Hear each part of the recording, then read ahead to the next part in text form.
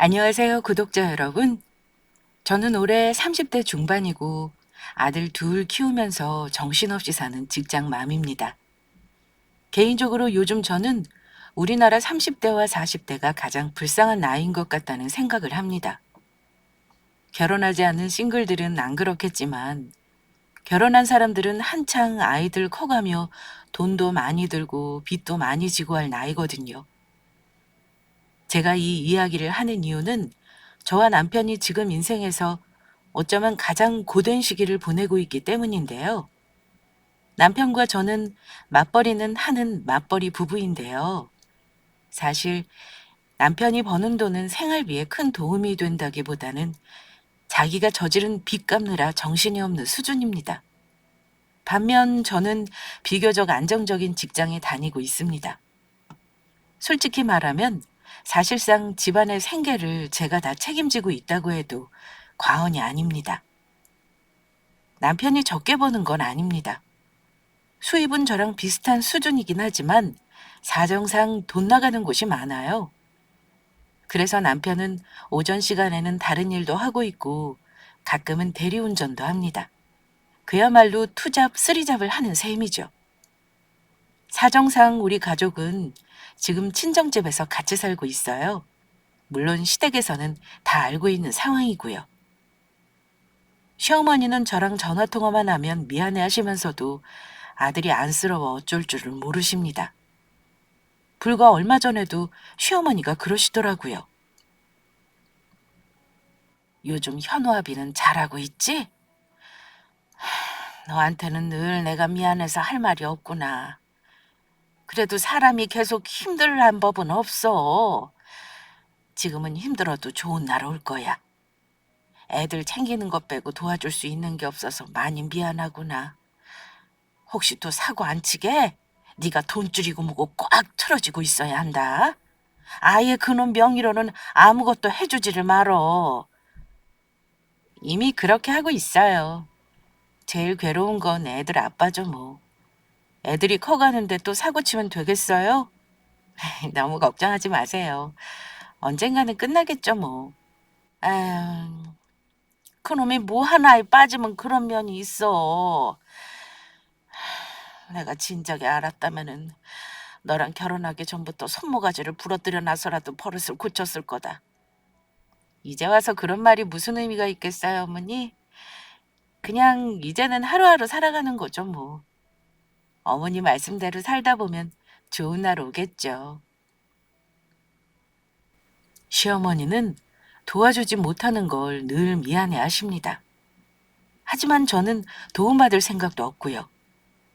전부 남편이 저지른 일이니까 그 사람이 수습해야 하는 게 맞다고 봐요. 가정을 지켜야겠다고 결심한 건 저의 결단이지만 그렇다고 해서 그 결심이 남편이 저지른 잘못을 전부 용서한다는 뜻은 아닙니다. 제가 대신 감당할 능력도 없고요. 그래서 남편은 자기가 한 짓을 책임지느라 외모도 폭삭 늙어 보일 정도로 힘들게 일하고 있는 겁니다. 그럼 왜 이렇게 남편이 고된 삶을 자처하는지 말씀드려야겠네요. 저는 결혼하고 나서 지금까지 쭉 남편 때문에 제가 지지도 않은 빚을 갚아가며 이혼을 진지하게 고민했던 사람입니다. 하지만 이혼의 문턱까지 가서도 되돌아온 건 아직 너무 어린 아빠의 자리가 필요한 아이들 때문이었습니다. 아마 아이들 핑계를 대고 이혼을 안 했다고 하면 답답하다고 하실 분들이 있을 걸로 압니다.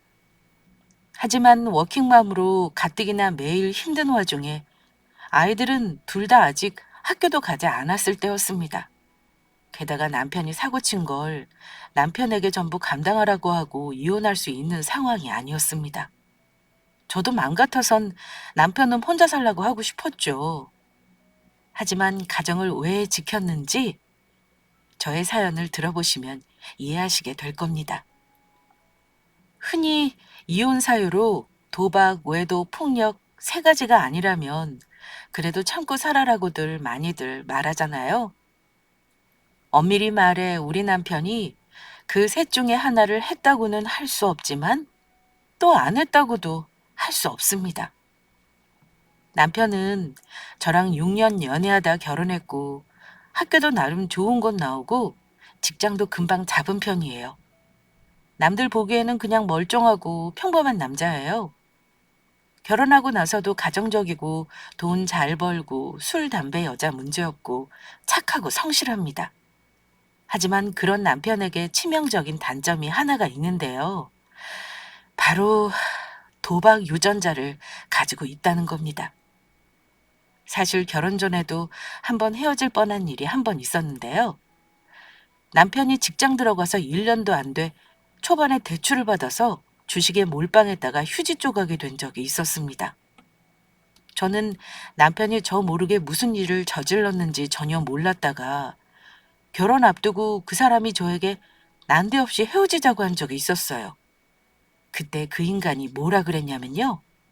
꼴에 양심은 있어가지고 저랑 미안해서 결혼을 못하겠다고 했습니다. 유진아, 내가 도저히 이런 상태로는 너랑 결혼을 못하겠어. 너한테 더 이상은 거짓말 못하겠다. 갑자기 그게 무슨 소리야? 다음 달이 결혼식인데 결혼을 못하겠다니. 대체 무슨 일인데 그래? 그게 실은 결혼 전에 모은 종잣돈 좀 불리겠다고 투자를 한 게 있는데 저는 투자라는 두 단어를 듣자마자 갑자기 확 화가 치밀어 올랐습니다. 말을 다 듣지 않아도 왜 결혼 못하겠다는 소리부터 하는지 알 수 있었거든요. 뭐?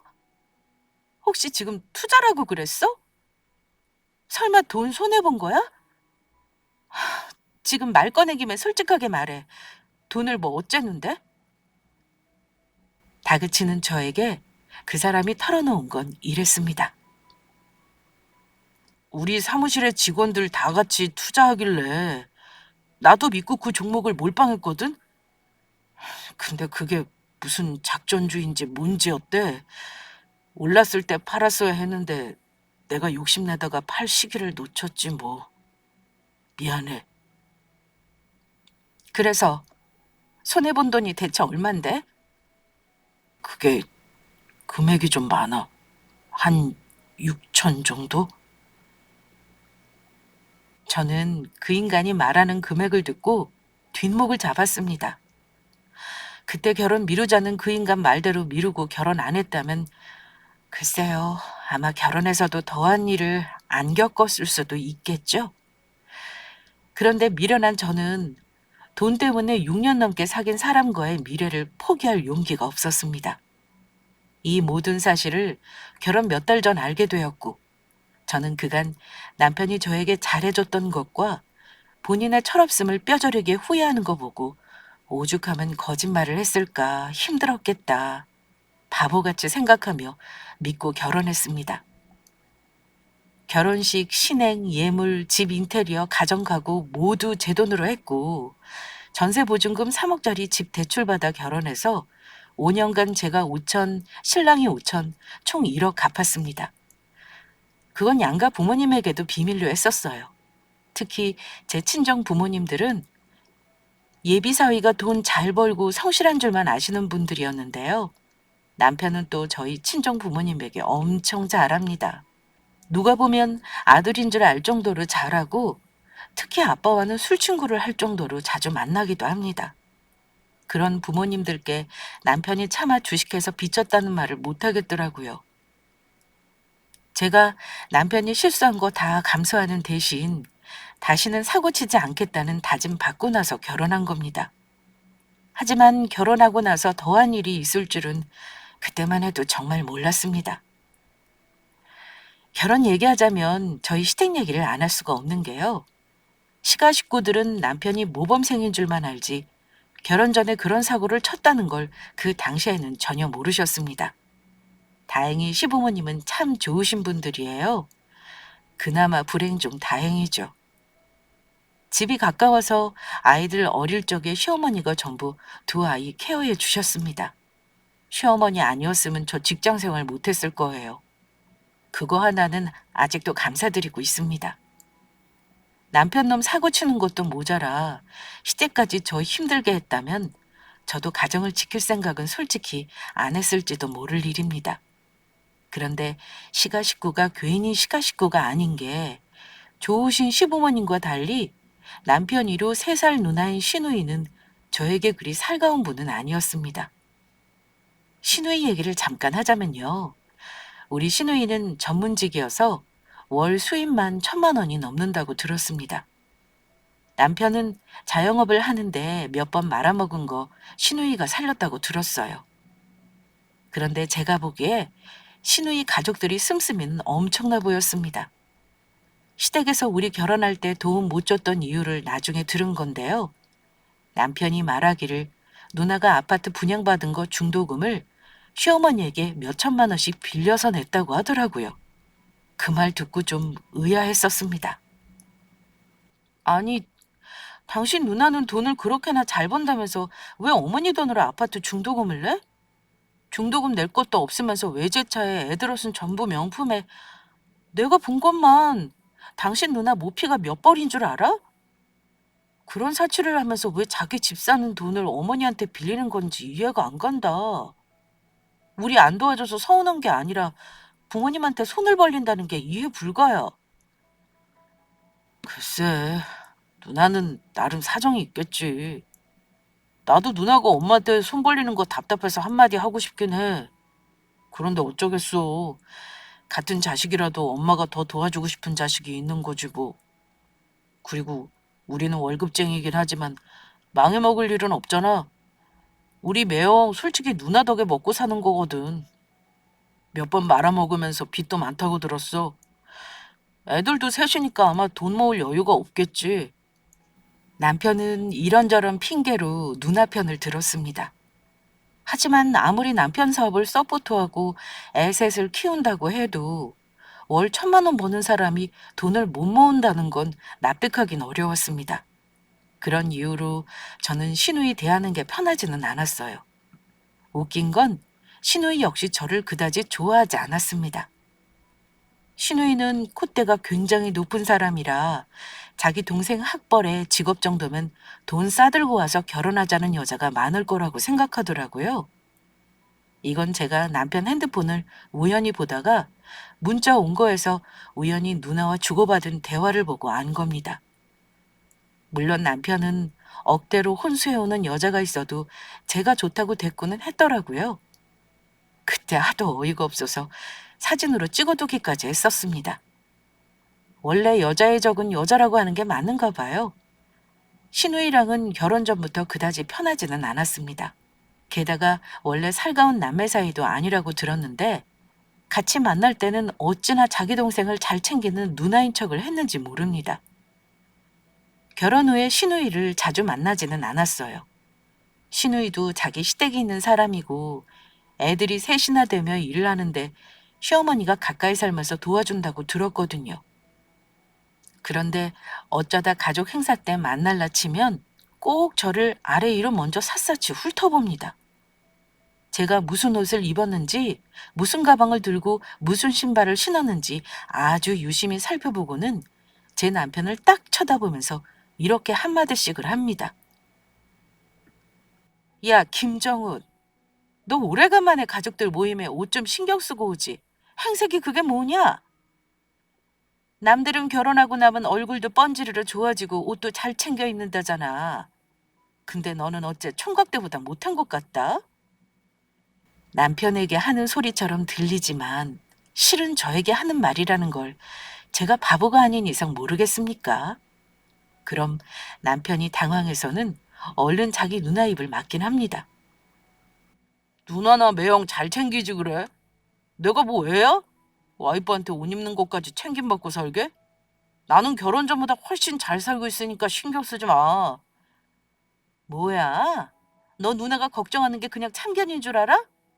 네가 잘 살기 바라는 마음으로 하는 말인데 그런 식으로 말하면 되겠냐?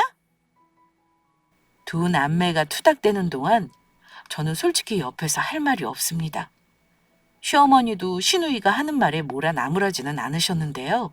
그렇다고 굳이 제 편을 들지도 않으셨습니다.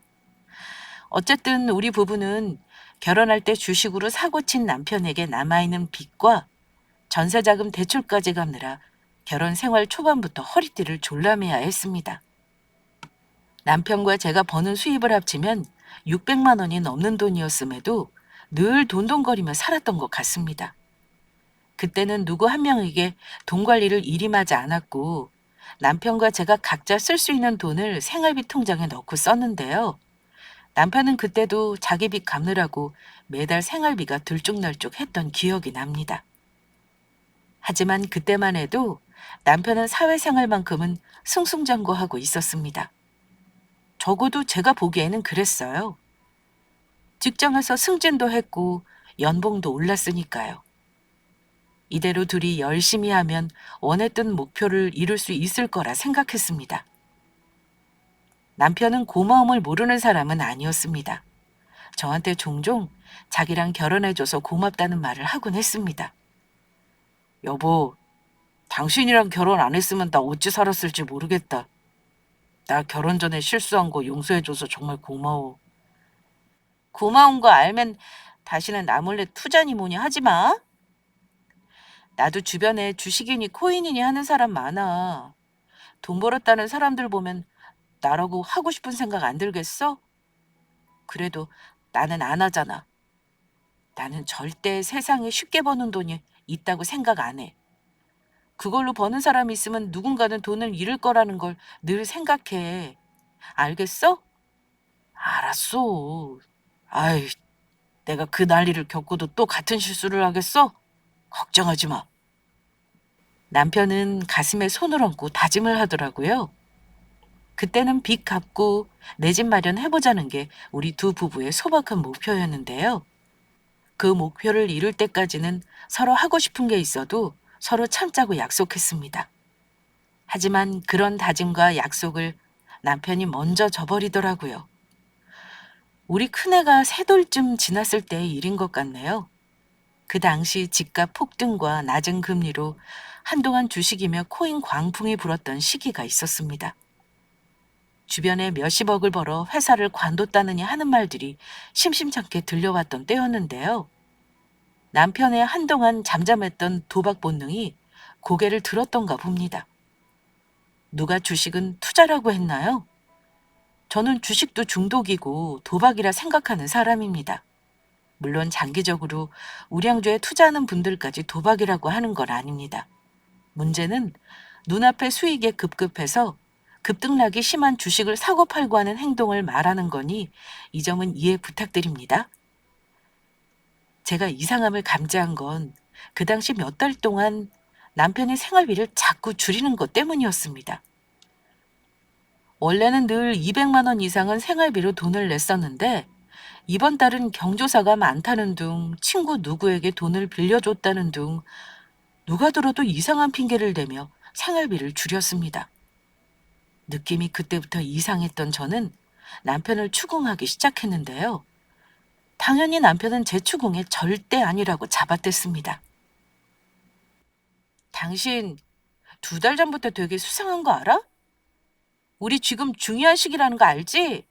올가을에 이사도 가야 하는데 전셋값이 장난 아니라는 거 잘 알 거야. 근데 자꾸 생활비를 줄이는 게 이상해서 그래. 혹시 당신 월급으로 뭐 이상한 거 하는 거 아니야? 당신도 참. 내가 당신 몰래 딴짓할 돈이 어딨어. 돈 없는 거 다 알면서 그래. 나 절대 당신 속이고 이상한 짓 안 해. 진짜야. 그렇게 못 믿겠으면 지금 당장 계좌라도 까볼까? 남편의 흔들리는 눈빛을 보면서 뭔가 이상하다고 생각은 했어요. 하지만 제가 저의 짐작이 들어맞으면 너무 절망할 것 같았습니다. 그냥 남편 말이 사실이길 바랬어요. 좋아. 일단 당신 말은 믿어줄게. 근데 자꾸 이러면 곤란해. 한 달에 몇십만 원 주면서 내가 살림을 어찌 꾸리니? 대출이 없는 것도 아니고 여기서 더 허리띠 졸라맬 것도 없다는 거 알잖아. 전셋값도 올라서 나 요즘 이사 갈 곳 찾느라 머리가 아플 지경이야. 제발 당신 사고치지 말아줘. 아이 여보, 쓸데없는 걱정하지 마. 내가 다음 달에는 안 그럴게. 이번 달만 내 사정 좀 봐주라. 하지만 그렇게 넘길 게 아닌 일이었던 거죠. 남편은 그 다음 달에도 또 다음 달에도 생활비를 주지 않았습니다. 그리고 매일 뭔가에 쫓기듯 불안해 보이기까지 했어요. 핸드폰을 거의 손에서 놓는 일이 없었고 새벽에 설핏 잠이 깨어보면 남편이 한숨을 쉬거나 머리를 쥐어뜯고 있을 때도 있었습니다. 저의 불안감은 날이 갈수록 커져갔고요. 어느 순간부터 남편은 신용카드도 쓰지 않더라고요. 그러고는 돈이 없다는 말을 자주 했습니다. 지금 드는 생각이지만 어쩌면 남편은 제 눈을 피해 계속 뭔가를 해왔을 수도 있겠다는 생각이 들더라고요. 이미 지난 일이니 지금 와서 알고 싶지 않을 뿐입니다.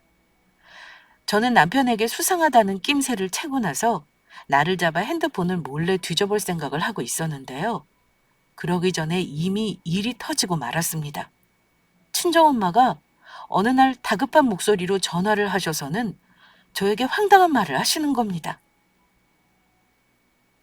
치영아, 김서방이 혹시 네 아빠한테 돈 빌려고 한 거 알고 있었니? 뭐 엄마? 갑자기 그게 무슨 말이야? 김서방이 아빠한테 돈을 빌리다니. 아빠가 무슨 돈이 있다고 그이한테 돈을 빌려줘? 저는 친정엄마 말을 듣고 누가 머리를 한 대 치는 것 같은 느낌을 받았습니다. 첫 마디를 듣자마자 뭔가 큰일이 났나 싶어 불길했는데 엄마가 하시는 말이 정말 기가 막혔습니다. 진짜 큰일 났어, 얘. 너 정말 몰랐니? 김서방이 네 아빠한테 대출 받아달라 그런 거 정말 몰랐어? 엄마도 몰랐는데 엊그제 은행에서 등기인지 뭔지 날아와서 알았지 뭐니. 진짜 큰일이다. 응? 아니 엄마, 은행이라니. 갑자기 이러면 내가 어찌 알아. 자세히 좀 얘기해봐. 나도 몰랐는데 네 아빠가 글쎄 김서방한테 이 집 담보로 대출을 2억이 넘게 해줬는 모양이야. 엄마도 이게 무슨 일인지 모르겠다. 집 명의가 아빠 거라 엄마 모르게 한 것 같은데 이 일을 대체 어쩜 좋니? 잘 갚았다면 내가 이렇게 알 이유도 없었을 거야. 네 아빠한테 따져 물어봤더니 여태 김서방이 잘 갖고 있었다는데 최근에 무슨 일인지 돈을 안 갚는다잖아. 2달을 대출금을 못 갚으니까 은행에서 계속 안 갚으면 기한 이익 상실하겠다고 등기가 온 거지. 계속 이러면 집 경매로 넘길 텐데 이 일을 어쩌면 좋으니? 김서방은 대체 너도 모르게 왜 그런 큰 돈이 필요했던 거야? 그 인간이 나 모르게 그런 큰 돈을 쓸 일이 뭐가 있어, 엄마. 일단 내가 자초지종을 알아보고 연락할게. 너무 걱정하지 마. 돈이야 갚으면 되는 건데 은행에서도 그렇게 쉽게 집 경매 넘기지는 않을 거야. 이게 대체 무슨 날벼락이라니. 네 아빠 말로는 김서방이 금방 갚을 것처럼 말했다더라. 네 아빠도 엄마한테 죄진 셈이라 지금 머리 싸매고 들어누웠다. 엄마, 일단 내가 애들 아빠 들어오면 자세히 물어볼게. 너무 걱정하지 마. 집 넘어갈 일은 절대 없을 거야. 놀란 친정엄마를 안심시켜 놓았지만 저는 혈압이 올라 머리가 터질 지경이었습니다. 저는 그날 퇴근하고 온 남편을 앉혀놓고 추궁했습니다. 그런데 제가 친정아빠에게 집 담보대출을 해달라고 했냐는 말을 하자마자 이 눈치 빠른 인간이 글쎄 자포자기한 얼굴로 변명할 생각도 안 하고 바로 무릎을 꿇는 겁니다. 그러면서 한다는 소리가 자기가 지금 힘들어 죽겠다네요. 여보, 내가 진짜 잘못했어. 사실은 나 지금 너무 힘들어. 돌려막기도 안개라서 이제는 더 끌어올 대출도 없어. 나 정말 밤에 잠도 못 자고 스트레스 받아서 죽을 지경이었거든. 오죽하면 나 퇴직해서 빚 정리부터 할 생각도 했어. 여보, 어차피 이렇게 된 거 내가 다 말할 테니까 나 좀 도와주면 안 될까? 대체 당신 무슨 짓을 한 거야? 그동안 생활비 안 준 게 전부 엉뚱한 짓 한 거였어? 우리 아빠한테 담보대출은 왜 해달라고 한 건데? 그 돈 전부 어디에 썼어? 너무 화가 나면 오히려 차분해진다는 거 아시나요? 냉정한 목소리로 일단 남편이 왜 그 돈을 빌렸는지 어디다 썼는지 물었습니다. 돌려막기를 한다는 말도 기가 막혔는데 남편이 한다는 말이 요즘 알잖아. 주식이랑 코인 안 하면 바보인 거 몰라? 주변에 다들 돈 버는 사람만 있는데 우리는 맨날 빚만 갚느라 정신없는 게 너무 억울한 거야. 그래서 단시간에 벌려면 투자밖에 없다 싶더라고. 근데 이상하게 내가 넣는 것마다 왜 죄다 폭락이냐고. 조금만 더 해보자 싶어서 장인어른한테 마지막으로 부탁한 건데 난 정말 이렇게 될 줄 몰랐어, 여보. 내가 이러려고 한 거겠어? 당신 정말 구제불능이다. 대체 어떻게 수습할 생각이야? 당장 우리 부모님 대출금 못 갚고 있는 것부터 해결해줘야 할 거 아니야. 당신이 갚겠다고 해서 담보까지 잡혀가면서 빌려주신 건데 대책 없이 이러면 어쩌라는 거야? 그거 못 갚으면 집 경매로 넘어간다는 거 몰라? 당신은 대체 얼마를 벌겠다고 겁도 없이 대출한 돈으로 주식을 해? 다시는 안 하겠다고 그렇게 다짐을 해놓고서 어쩜 나를 이렇게 속일 수가 있니? 내가 당신을 얼마나 참아줘야 하는 건데. 그냥 우리 다 때려치우고 이혼하자. 나도 도저히 못 참겠어. 당신은 이혼하고 그렇게 좋아하는 주식 투자나 실컷 하고 살아. 여보, 제발. 내가 나 잘못했고 책임질게. 이혼한다는 말만 하지 말아줘라. 우리 애들은 죄가 없잖아. 전부 내 잘못이야. 저는 화가 나서 남편에게 이혼하자고 했고 남편은 그날 저에게 손이 발휘되도록 싹싹 빌었습니다. 남편은 이혼이 해결책이 아니라면서 저를 설득했고 미안하다 잘못했다는 말은 100번 넘게 했던 것 같네요. 저도 물론 알고 있죠. 이혼한다고 해결할 수 있는 게 아니라는 걸요. 하필 우리 아빠 이름으로 대출을 받아놓은 바람에 이혼한다 해도 그 인간이 갚으리라는 보장이 없는 거잖아요. 그거 생각하니까 남편이 정말 쥐어뜯고 싶을 정도로 밉더라고요. 이건 당해보지 않은 사람은 모를 겁니다. 며칠 고민 끝에 일단은 우리 이사갈 전세 보증금으로 부모님 담보대출을 상환하기로 했습니다. 남은 돈으로 단칸방이든 월세든 얻을 생각을 하고 있었는데요. 어쩐지 그렇게 하자고 해도 남편이 뭔가 감추고 있다는 느낌이 드는 거예요. 그래서 남편이 혹시 숨기고 있는 게 있을까 싶어서 모든 계좌를 제 눈앞에서 전부 다 오픈하라고 했어요. 그런데 주식 계좌와 코인 계좌를 보고 또 한 번 뒤로 넘어갈 뻔했습니다. 마이너스 금액을 보니 남아있는 보증금을 다 털어놓고도 더 갚아야 하는 금액이더라고요. 남편은 제가 이혼하자고 해도 할 말이 없다면서 울면서 싹싹 빌었습니다. 그때는 정말 그냥 이 인간 보고 알아서 하라고 하고 이혼해버릴까 싶었습니다. 결혼 전 남편이 사고 친 건 덮어줬다 쳐도 이번만은 그냥 묻어주고 넘어갈 일이 아니다 싶었습니다. 남편 부부들에게도 얼마든지 이혼 사유가 될 만한 일이 아닌가요? 저는 그 일을 시어머니에게도 말했습니다. 일단 친정집이 경매로 넘어가는 거 막으려면 대출금부터 밀리지 않게 제가 친정 부모님을 도와줬습니다. 당장 이사 갈 때 전세 보증금 빼서 친정 부모님 담보대출부터 갚아주면 저희는 어디 전세는커녕 월세방 얻을 돈도 부족할 것 같았습니다. 이런 사정을 시부모님도 당연히 아셔야죠. 제가 남편이라고 해서 언제까지 흠을 감싸줄 수만은 없는 노릇이었습니다. 이 난리를 어머니에게 말했는데 시어머니는 처음에는 설마 하시더라고요. 제가 하는 말을 믿으려 하지 않았습니다. 우리 청훈이가 그럴 애가 아닌데 혹시 나쁜 놈한테 사기당한 거 아니니? 애가 그런 큰 돈을 장인한테 빌려달라고 한 것도 나는 믿을 수가 없구나. 사위가 빌려달란다고 그 큰 돈을 빌려준 네 친정아빠도 이상한 거 아니니? 저희 아빠는 애들 아빠가 하도 간절하게 부탁하니까 설마 떼먹기 할까 싶어서 눈 딱 감고 빌려주신 거래요. 저희 아빠도 엄마 몰래 담보 잡힌 건 잘못한 거지만 어쨌든 애들 아빠가 원인 제공한 건 맞잖아요. 시어머니가 은근히 친정아빠도 한심하다는 듯 말을 하는 거 보고 이건 아니다 싶어 어쩔 수 없이 결혼 전 남편이 주식 사고 친 것도 그때 말씀드렸습니다. 결혼해서 같이 빚을 갚아오던 것도 말씀드렸고 이번에 저지른 건 도저히 내 선에서 수습이 불가능할 것 같다고 얘기했어요. 어머니는 제가 하는 말을 다 들으시고는 어쩔 줄을 몰라 하시더라고요. 저는 예전에 시누이가 어머니에게 중도금을 빌려달라고 했던 일이 떠올랐습니다.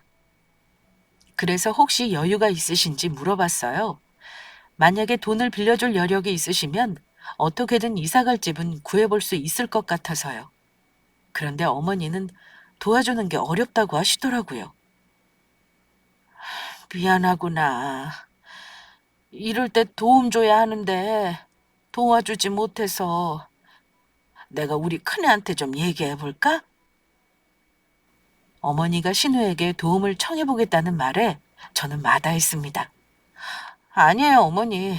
형님한테는 말하지 마세요. 형님은 뭐 돈이 남아 도나요? 저도 어머니 힘들 거 알면서도 하도 답답해서 한번 여쭤본 거예요. 돈이 있는데 안 도와주시는 게 아니라 없어서 못 도와주시는 거니 어쩌겠어요. 어쨌든 저희 상황이 이렇다는 건 알아두세요. 저희 어쩌면 보증금 빼서 친정집으로 들어가 살아야 할 수도 있어요. 일단 큰돈 나가는 대출금은 갚아드려야 할 것 같아서요. 그러니까 당분간 저희가 용돈 드리는 건 좀 힘들 것 같아요, 어머니. 지금 용돈이 문제니? 너한테 미안해서 내가 몸둘 바를 모르겠구나. 내가 정말 너한테 면목이 없어서 어쩌면 좋을지 모르겠다. 그래도 애들 봐서 절대 이혼하겠다는 생각은 안 했으면 좋겠어. 네가 이혼하겠다고 해도 내가 할 말이 없을 판에 너무 미안하다. 응? 그래도 애들하고 나를 봐서 그런 생각 말고 살아주면 안 되겠니? 나도 너 도와줄 수 있는 방법을 궁리해보마. 저라고 왜 이혼하고 싶은 마음 없겠어요? 그래도 어쩌겠어요. 돈보다 사람이 먼저인데요. 어머니 잘난 아들이 지금 투잡 쓰리잡 하면서 돈 벌고 있고 저도 애쓰고 있으니까 당분간은 그냥 저희 일에 신경 쓸게요. 어머니는 쩔쩔매시면서 미안하다고 하셨습니다. 남편이 옆에 있으면 숨소리 내는 것도 싫을 정도로 화가 났었고 수십 번씩 이혼하고 싶은 마음이 들었지만 저는 일단은 해결해 보는 쪽으로 결심을 하게 되었는데요. 생각보다 제 마음이 잘 다스려지지가 않더라고요. 하루에도 수백 번씩 화가 치밀어 오르더군요. 돈이야 갚으면 된다지만 이 사람에 대한 믿음과 신뢰를 어떻게 회복할 수 있겠나 싶었습니다. 거의 매일 돈 때문에 화만 내는 저와 미안하다는 말만 반복하며 지쳐가는 남편. 이런 집안 분위기 때문에 아이들도 눈치를 보느라 바빴습니다. 그해 가을 저희는 보증금으로 부모님 대출을 해결해드리고 나머지 남은 돈으로 남편이 저지른 돈을 일부 갚았습니다. 그리고 친정집으로 아이들과 들어와서 돈을 모을 때까지 같이 살기로 했습니다. 사실 결혼한 딸이랑 사는 거 저희 부모님한테도 쉽지 않은 일이고 어찌 보면 희생하시는 거라고 생각해요. 그래도 저희가 끝까지 가정을 포기하지 않게 해주시려고 부모님이 도와주실 수 있는 최대한 도와주신 거라고 생각합니다. 남편은 자기가 어떻게든 해결해 보겠다며 퇴근하고 나서도 다른 일을 했습니다. 야간 세차 일도 했고 대리운전도 했어요. 주말에도 쉬지 않고 킥보드 수거 알바를 했고 몸 써서 돈 버는 일은 다 했던 것 같습니다. 몇 달간 그렇게 사는 남편도 체력의 한계를 느끼기도 했을 겁니다. 원래 통통했고 살집이 있었던 사람인데 몇 달간 8kg가 넘게 빠질 정도였어요. 어쨌든 남편에게 화가 풀린 건 아니었지만 하루 4시간씩 자면서 어떻게든 돈을 벌어보겠다고 하는 거 보니 저도 조금씩 마음이 누그러지긴 했습니다. 그런데 친정 부모님과 합가하고 나서 얼마 후 추석 명절에 시댁을 갔을 때 저의 인내심을 건드리는 사건이 또 한 번 있었습니다. 저는 시누이에게 따로 연락을 안 했지만 우리 집에 이 사달이 난 걸 알고 있겠거니 했습니다. 그랬으니 저에게 따로 연락도 안 하나 보다 생각했어요. 본인 동생이 워낙 큰 사고를 친 거니까요. 그런데 그해 추석에 와서는 유독 제 신경을 건드리는 말을 하는 겁니다. 올케는 요즘 마음이 편한가 봐? 저번보다 살이 더 찐 것 같은데. 내 동생은 대체 행색이 왜 저러니? 아니 왜 저번보다 살이 홀쭉하게 내린 건데. 올케가 좀 잘해 먹여. 애들도 빼빼 말라서 보기 안 좋다. 딱 저렇게 말하는데 원래 저 같으면 네 하고 대답 한번 하고 그냥 넘어갔을 겁니다. 그런데 그날은 넘어가지지가 않는 거예요. 속에 화가 쌓인 상태여서 아마 그랬던 것 같습니다. 저한테 그런 말 하지 말고 형님이나 살 좀 빼시죠. 애들 아빠는 전에 비만이었고 지금은 정상된 거니까 쓸데없는 참견 마시고요. 알지도 못하면서 왜 남의 속을 긁으시는 건데요? 조용히 밥이나 드시고 쉬다 가세요. 저는 제 친정이나 갈 테니까요. 지금 생각하니 저도 참 까칠하게 말했던 것 같긴 하네요. 그런데 제가 하는 말에 남편과 시어머니는 옆에서 듣고 어쩔 줄을 모르고 있었습니다. 그 모습을 보고 신우이는 뭔가 군기를 잡아야겠다고 생각했나 봐요. 제가 그때 무슨 일을 당했냐면요. 말로 저를 못 이긴다고 생각한 신우이가 갑자기 제 머리채를 잡았습니다. 갑자기 당한 일이라 너무 놀란 나머지 저는 소리를 질렀는데 신우이가 이러더라고요. 이거 놔주세요. 왜 사람 머리채를 잡는 건데요? 올케. 그동안 보자 하니까 올케는 시댁 와서 무서운 게 없나 봐. 우리 엄마가 왜 올케 눈치를 보고 있냐? 그리고 정훈이 저 자식은 왜 저리 살이 빠지고 얼굴이 까칠해진 건데? 이게 다 올케가 내 동생을 안 챙기니까 저런 거 아니야. 내가 말했었지. 결혼해서 남자가 마음 편하면 살이 찌고 얼굴 좋아진다고. 근데 내 동생은 날이 갈수록 아주 병자가 돼가네. 이게 다 누구 때문인 거니? 올케 정말 똑바로 안 해? 저는 신우의 힘에 어쩔 수 없이 몸이 휘둘리기만 했습니다. 그때 이 광경을 보고 기겁을 한 건 시어머니였습니다. 남편은 황급히 신우이의 손을 제 머리에서 떼어냈고 시어머니는 고함을 지르셨습니다. 정연이 너 그 손 당장 놓지 못해? 너 대체 이게 무슨 짓이야? 아이고 내가 진짜 며느리 앞에서 면이 안 선다. 창피해서 고개를 들 수가 없어. 엄마는 정훈이 저렇게 살 내리는 거 보고도 그런 말이 나와? 며느리를 따끔하게 혼을 내서 잘하게 해야 할 거 아니야. 자기 남편을 얼마나 안 챙기면 애가 얼굴이 저 모양이냐고. 원래 퉁퉁하던 애가 완전 반쪽이 된 거 엄마는 안 보여? 신우이는 자기를 말리는 어머니를 도리어 나무랐습니다. 남편은 자기 누나에게 언성을 높이며 말렸습니다. 누나, 제발 그만해. 바쁘게 사는데 당연히 살이 빠질 만도 하지. 우리 집사람이 누나한테 뭔 잘못을 했다고 이래. 내가 요즘 일 늘려서 그래. 다 내가 사고 친 거 수습하느라 그런 거니까 모르면 좀 가만히 있어. 잠잘 시간은 부족하고 일은 많은데 어쩌겠어. 제발 알지도 못하면서 우리 집 일에 참견하지 마. 나 집사람한테 큰 잘못한 사람이야. 이 사람이 나랑 살아주는 것만 해도 고마운데 누나가 뭔데 이래. 신우이는 자기 편이 아닌 어머니와 남편을 보고 황당해 하더라고요. 저는 기가 막히고 억울해서 눈물이 나올 지경이었지만 일단 숨을 고르고 진정하고 있었습니다. 그런데 그때 저 대신 시어머니가 신우이에게 화를 내주셨습니다. 너 똑똑히 들어. 뭘 알지도 못하면 그냥 가만히나 있어. 아휴, 진작에 너한테 말을 안 한 내가 잘못이구나.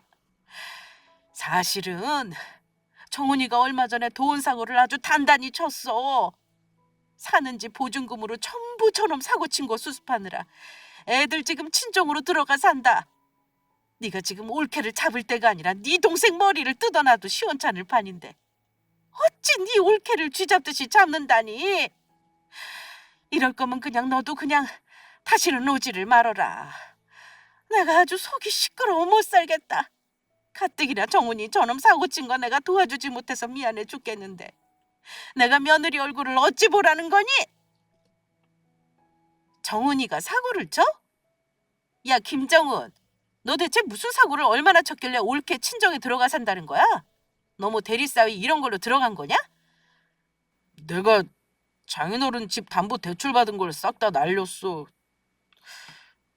대충 그 정도로만 알아도 누나, 자세한 건 나중에 얘기할게. 뭐? 담보 대출? 그것도 처갓집을? 야, 너 진짜 미쳤냐? 미쳤어? 내가 살다 살다 이런 경우는 또 처음 보네. 아니, 네 장인어른은 너를 뭐를 믿고 집 담보까지 잡아서 돈을 해줬대? 와, 너 진짜 뭔 짓을 한 거니?